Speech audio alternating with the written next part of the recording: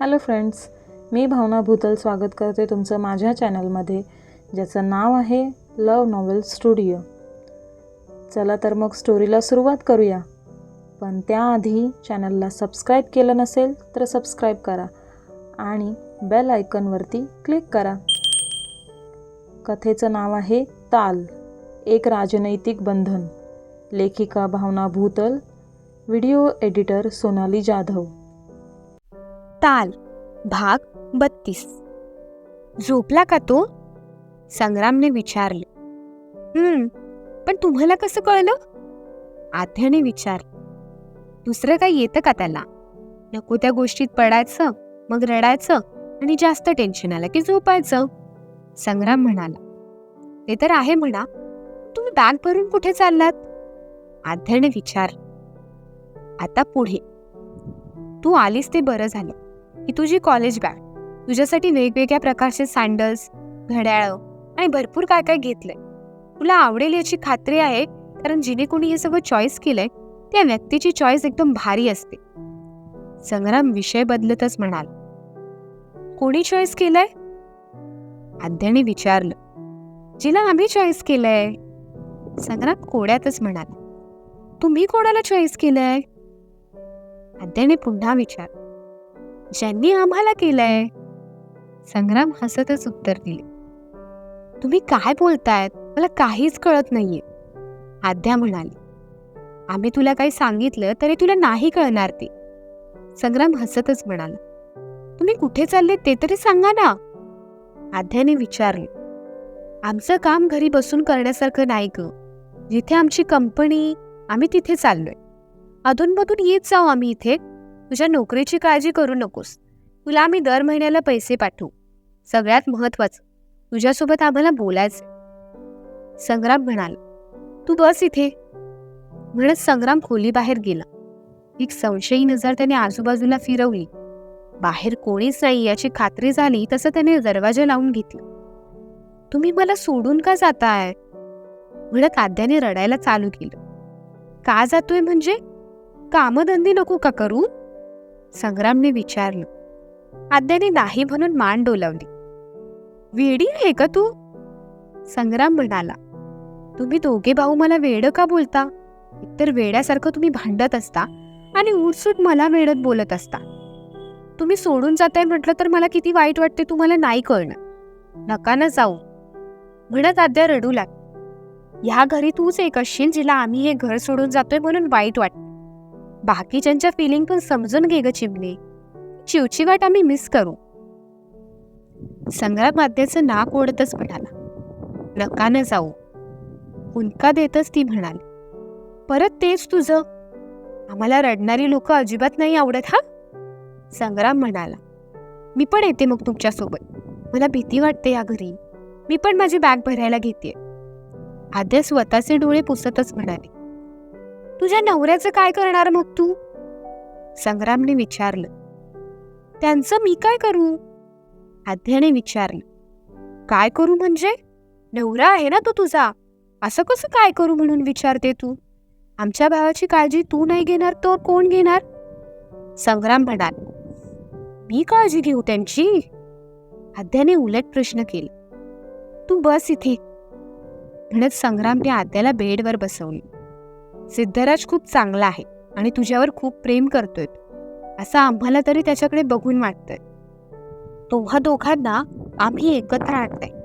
तुम्हा दोघांना एकत्र आणण्यासाठी आम्ही आमचे कामधंदे सोडून इथे आलोय. खूप मुश्किलीने आम्ही तुम्हाला एकत्र आणलंय आणि तुम्हा दोघांचं लग्न झालं म्हणून सिद्धराज आता घरी आहे.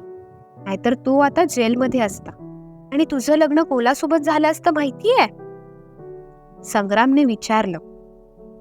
आद्याने हो म्हणून मान डोलावली. कोणासोबत? संग्रामने तिला विचारलं.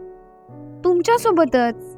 पण मला तुमच्यासोबत लग्न नाही करायचं होतं, कारण संग्राम माझ्या दादूचं नाव आहे ना. मला त्या नावाच्या माणसासोबत लग्नच नाही करायचं. मी तर ते नाव ऐकून तुम्हाला नवरा मानायचं सोडून दादूच मानायला सुरुवात केलेली. आद्याने बोलायला सुरुवात केली. संग्रामने ओठांवर चाफेकळी टेकवत तिला शांत बस. आम्ही बोलू? संग्रामने विचारलं. तिने हो म्हणून मान डोलावली. तुझं लग्न आमच्यासोबत नसतं झालं. तुझं लग्न सम्राट सोबत होणार होतं, पण आम्ही या घरी येऊन सगळा डाव विस्कटलाय. आता कसं आणि कधी हे विचारत बसू नकोस. तू आम्हाला खरंच तुझा मोठा भाऊ समजतेस? संग्रामने विचारलं तसं आध्याने हो म्हणून मान डोलावली. माझं ऐकणार? संग्रामने विचारले. आध्याने पुन्हा हो म्हणून मान डोलावली. सिद्धराज सोबत खुश राहा. खूप हॅपी ठेवेल तो तुला, आणि त्याच्यासारखा मुलगा तुला शोधून पण भेटणार नाही. ह्या जगात जर कोणी चांगला असेल तर तो फक्त आणि फक्त सिद्धराजच आहे. तुला पण या 2-3 दिवसात तो कसा आहे हे कळलं असेलच ना? संग्रामने विचारले. ते खूप चांगले आहे, पण मी त्यांच्या बरोबरची नाहीये, आध्या म्हणाली. असं कोण म्हटलं? संग्रामने विचारले. कोणी नाही, आद्या रडतच उत्तरली. आम्हाला नाही सांगणार? आम्ही बोललो ना आमच्यापासून काही लपवायचं नाही म्हणून. संग्रामने तिला विचारले. तुम्हाला सांगितलं मग तुम्ही भांडण करता. मी नाही सांगणार, आद्या म्हणाली. काकीसाहेब आणि आत्यासाहेब घरी नाहीयेत, मग राहिलं कोण? आईसाहेब. पण आईसाहेब असं काही बोलणार नाहीत. त्यांना माणसं दुखवायला अजिबात आवडत नाहीत. मग तुला बोललं कोण? सिद्धराज बोलला का? त्याला तर ना आम्ही. संग्राम रागातच उठला. तसं आध्याने त्याला अडवलं. नाही नाही, ते काहीच नाही बोलले. ते तर तुम्ही बोलताय ना तसेच आहेत. खूप छान आहेत ते. मला तर आज घुंगरू पण घेऊन दिले. इव्हन मला ते व्हाईट ड्रेस पण आणायला घेऊन जाणार आहेत. कथ्थक शिकवायला मी तो वालाच ड्रेस घालते ना. टीचर लोकांना कंपल्सरी केला सरांनी. तुमच्यामुळे राहून गेलं ना आज. आध्या विषय बदलतच म्हणाली. तू विषय अजिबात बदलू नकोस. तुला कोण बोललं ते सांग बघू. संग्रामने राग दाखवतच विचारले. आईसाहेब ना सिद्धराजना बोलत होत्या की त्यांना मी सून म्हणून पसंत नाही. आणि त्याचं पण बरोबर आहे ना. सिद्धराज किती छान आहे दिसायला, चांगल्या जॉबला आहेत, स्वतःचं घर आहे, त्यांना कोणी पण सहज मिळेल. मला त्यांच्या बोलण्याचा राग नाही आला, कारण सिद्धराजने माझी बाजू घेतली ना त्यांच्या समोर, म्हणून. ते काय बोलले माहितीये? आद्या म्हणाली. मला आद्या आवडते, माझं प्रेम आहे तिच्यावर, मी तिच्यासोबत राहणार आहे टॉल. संग्राम म्हणाला तसं आद्याने ओठांवर हात ठेवले. भाई, तुम्हाला कसं कळलं? आद्याने आश्चर्यचकित होतच विचारलं. आईसाहेब म्हणाल्या आम्हाला, म्हणून तर आम्ही तुला सांगतोय की तू त्याला सांभाळून घे. त्याच्यासारखा जोडीदार तुला शोधून पण मिळणार नाही. संग्रामने तिला सांगितलं. त्यांची गर्लफ्रेंड आहे ना? आद्याने नाक मुरडतच म्हटलं. तुला कोण बोललं? संग्रामने तिला विचारलं. सगळ्यात आधी तर सम्राट आणि सिद्धराज एकमेकांसोबत बोलत होते ना, तेव्हा मी ऐकले. त्यानंतर सिद्धराज बोलता बोलता बोलले मला. आद्या म्हणाली. ती मुलगी अजिबात चांगली नाही. तिचं ह्याला सोडून भरपूर जणांसोबत अफेअर सुरू आहे. संग्राम म्हणाले. बाप्पा. आद्याने ओठांवर हात ठेवतच म्हटलं. तुझं असं काही नाही ना? संग्रामने मस्तीतच विचारलं. शिव शिव, मी असलं काही नाही करत. दोन्ही गालावर उजवा हात ठेवत देवाचा धावा करतच आद्या म्हणाली. संग्रामने तिने दिलेली प्रतिक्रिया पाहून हसू लागले. खरंच माझं असं काही नाहीये. मला या गोष्टीत पडायला वेळ पण नाही ना, आद्या म्हणाली. मग आता पडू शकते ना. आय मीन, आता तर लग्न झालंय ना तुझं. संग्राम आद्याला समजवत म्हणाल. आद्याने नाही म्हणून मान डोलावली. सिद्धराज आवडत नाही का? संग्रामने तिला विचारलं. आवडतात, पण मी त्या दृष्टीने नाही ना त्यांच्याकडे बघितलंय कधी, आद्या उत्तरली. मग आता बघ ना, संग्राम तिला मस्तीतच म्हणाला. पुन्हा आद्याने नाही म्हणून मान डोलावली. का? संग्रामने विचारले. आद्या मान खाली घालून शांत बसून राहिली. आपण ह्या नात्याला का नाही बोलतोय हेच आद्याला माहिती नव्हतं. उत्तर नाही ना तुझ्याकडे? संग्रामने तिला विचारलं. आद्याने मान वर करून पाहिलं. काही क्षण ती संग्रामकडे बघतच होती. संग्रामच्या नजरेत तिला आज वेगळीच चमक दिसत होती. आपल्याला कोणत्या तरी नवीन मार्गी तो नेऊन सोडणार असं काहीसं तिला जाणवत होतं. संग्राम आपल्याला काय सांगणार आहे हे तिला माहिती होतं, पण तो तेच सांगेल का ज्याचा आपण विचार करतोय याची खात्री तिला नव्हती. तिच्या नजरेत दाटून आलेली भीती बघता संग्रामने तिला विचारलं. तुला असं घाबरायला काय झालं? तसं ती रडू लागली. आम्ही तुला कोणत्याच गोष्टीची जबरदस्ती नाही करणार आणि कोणालाही तुझ्या मनाविरुद्ध वागायला देणार नाही. तिचे डोळे पुसतच संग्राम म्हणाला. त्याच्या त्या शब्दांनी तिला खूप मोठा आधार दिला होता. तुझ्या चांगल्याचाच आम्ही विचार करतो. पुढे जाऊन तुला खूप त्रास होईल, फक्त तुलाच नाही तर सिद्धराजला सुद्धा. तुला वाटतं तेवढं सोपं नाहीये हे सगळं. थोडेफार पैसे जमा करून या घरून पळून जाण्याचा तू जो विचार करतेस तो निव्वळ वेडेपणा आहे. खूप कठीण परिस्थितीला सामोरं जावं लागेल तुला आणि पुढे जाऊन परिस्थिती इतकी बिकट येईल ना की आपली माणसं सुद्धा साथ नाही देणार तुला. मी तर दूरच राहिलो. तसं बघायला गेलं तर तू लहानपणापासून बिकट परिस्थितीतून जात आलीयस म्हणा, पण त्याहून सुद्धा बिकट परिस्थिती असते जी तू पाहिली नाहीयेस आणि आमची अशी इच्छा आहे की ती तू पाहू सुद्धा नाहीस. प्रश्न राहिला सिद्धराजचा, तर तो तुला इतकं खुश ठेवेल की आतापर्यंतचा तुझा संघर्ष तू विसरून जाशील. आम्ही तुला कोणतीही जबरदस्ती नाही करणार, पण तू सिद्धराजला एकदम परफेक्ट मॅच होतेस. आतापर्यंत त्याचा विचार केला नसशील, पण आतापासून नक्कीच कर. जसं तो तुझ्या प्रेमात पडलाय तसंच तू त्याच्या प्रेमात पडशील. सिद्धराजची बरोबरची नाहीये, मला या घरातील लोक ऍक्सेप्ट नाही करणार, हे 2 विचार तू तुझ्या डोक्यातून काढून टाक. त्याचा विचार कर ज्याला तू हवीयेस आणि सगळ्यात महत्वाचं तू या गोष्टीचा पण विचार कर की तुला काय हवंय. आज संपूर्ण रात्र तू आमच्या बोलण्याचा विचार करणार आहेस. आम्हाला तुला काय सांगायचंय हे तुला समजतंय का ते बघ, आणि पहाटे 5 पर्यंत तू आम्हाला येऊन तुझं उत्तर सांगणार आहेस, कारण आम्ही पहाटे 5 वाजता निघणार आहोत. तुझं काय ठरतंय हे तू आम्हाला उद्या ठीक 5ला 5 मिनिटं कमी असताना सांगशील. संग्राम म्हणाला. तसं आद्या पापण्यांची उघडझाप न करता संग्रामकडे बघत होती. संग्रामने तिच्या नजरेसमोरून हात फिरवला तसं तिने त्याच्यावरून नजर हटवली. त्याचा प्रत्येक शब्द मात्र अजूनही तिच्या कानाभोवती घुमत होता. तिला विचारात हरवून गेलेलं बघून संग्राम गालातल्या गालात हसला. हा मोबाईल आम्ही तुझ्यासाठी घेतलाय, सिम कार्ड वगैरे टाकून ठेवलाय आम्ही आणि सोबत आमचा नंबर तर सेव्ह केलाय, पण तुझ्या सिद्धराजचा नंबर सुद्धा सेव्ह केलाय. कधी गरज लागली तर आम्हाला कॉल करू शकतेस, पण माझी खात्री आहे की सिद्धराजचा नंबर सेव्ह असताना तू जस्ट फॉर्मॅलिटी म्हणून आम्हाला कॉल वगैरे करशील. उद्यापासून तर तुझ्यात एक वेगळाच बदल झालेला आम्हाला दिसेल. संग्राम आद्याला चिडवत म्हणाल. आद्याने त्याच्यासोबत बोलणं टाळलं. तिच्या मागे उभा असलेला भक्कम आधार या घरून जातोय म्हणून तिला खूप भरून आलेलं. त्यात संग्रामने तिला सिद्धराज आणि तिच्या नात्याबद्दल विचार करायला भाग पाडलं होतं. विचारांच्या तंद्रीतच ती संग्रामच्या खोलीतून बाहेर पडली. हे घेऊन जा बघू. संग्राम हातात कॅरी बॅग पकडतच तिला म्हणाला. त्याच्या हातून कॅरी बॅग घेत ती स्वतःच्या रूममध्ये आली. सीड गाढ झोपेत होता. तो असा झोपला असेल तरच तिला त्याला मन भरून बघता येत होतं. स्वप्नातल्या राजकुमाराचा तिने कधी विचारच केला नव्हता, पण जर केला असता तर तो नक्कीच सिद्धराज सारखा असता असं तिचं मन तिला सांगू लागलं होतं. तिने त्याच्यावरून नजर हटवली. संग्रामने दिलेली कॅरी बॅग ती बेडवर ठेवू लागली, पण मधूनच तिचं लक्ष सीडवर जात होतं.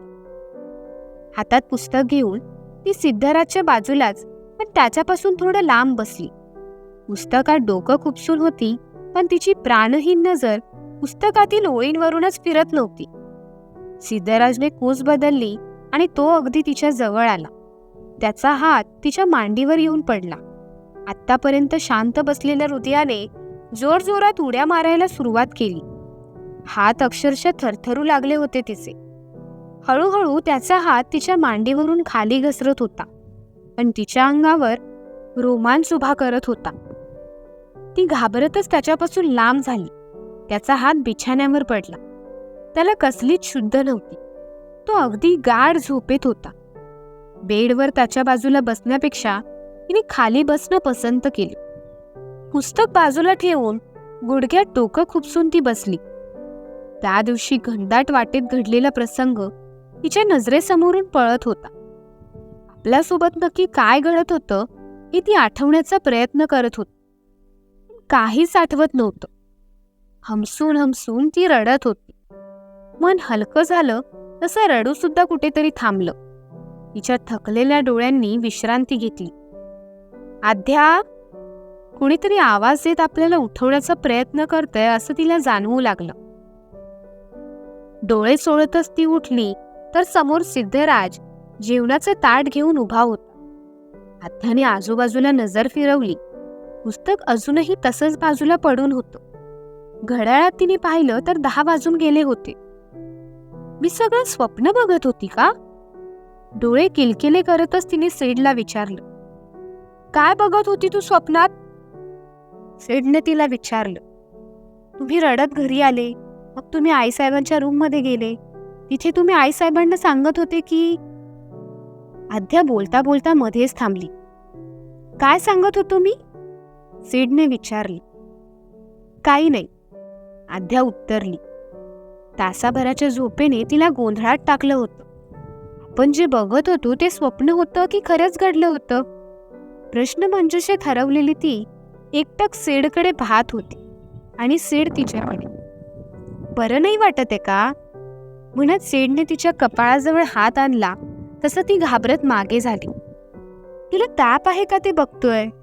ताप वगैरे नाही ना? तिच्याजवळ नेलेला हात मागे घेतच सेडने विचारलं. तिने नाही म्हणून मान डोलावली.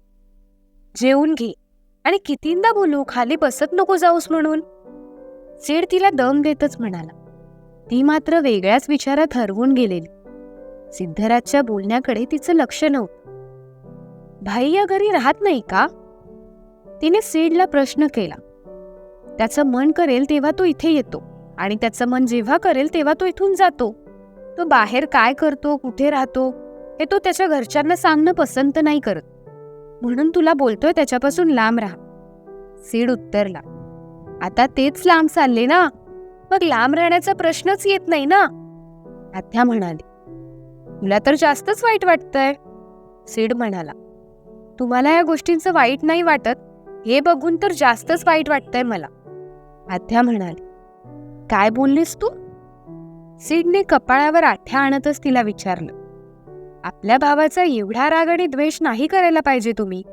आपणच आपल्या माणसाचा द्वेष केला की सगळं जग करतं. आणि खरं सांगू तर तुम्ही खूप लकी आहात. मला एवढा चांगला भाऊ मिळालाय. त्यांना थोडं समजून घेतलं तुम्ही तर नाही चालणार का? तुम्ही खूप समजूतदार आहात. तसे भाई पण समजूतदार आहेत, पण भाईंपेक्षा थोडे जास्त समजूतदार तुम्ही आहात.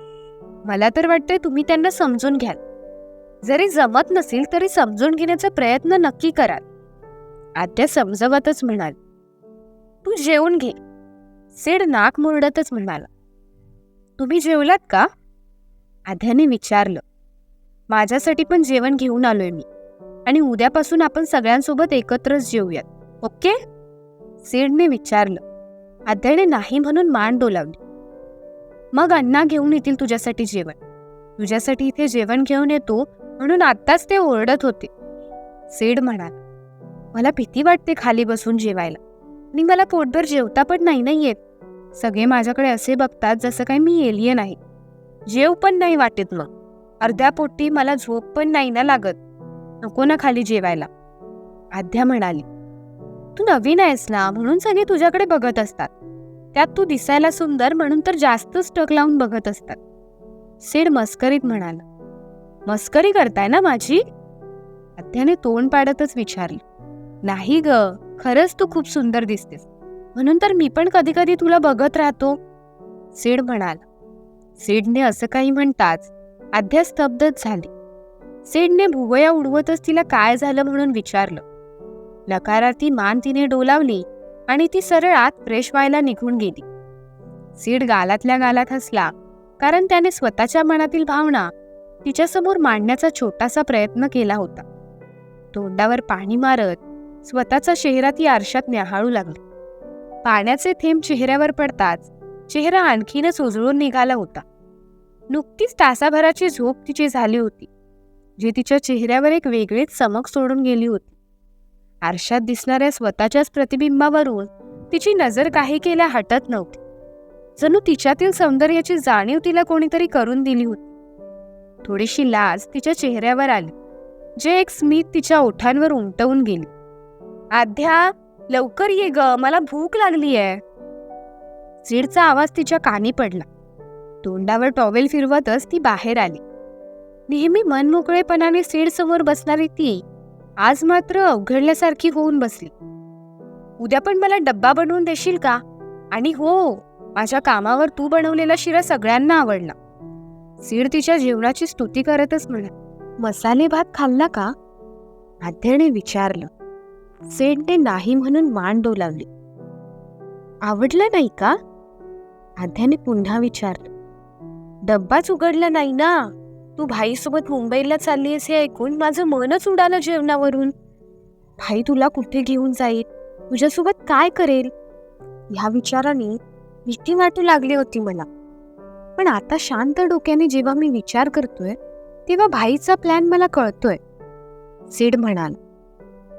भाईंनी मला नवीन मोबाईल दिलाय. आत्या घाबरतच म्हणाली.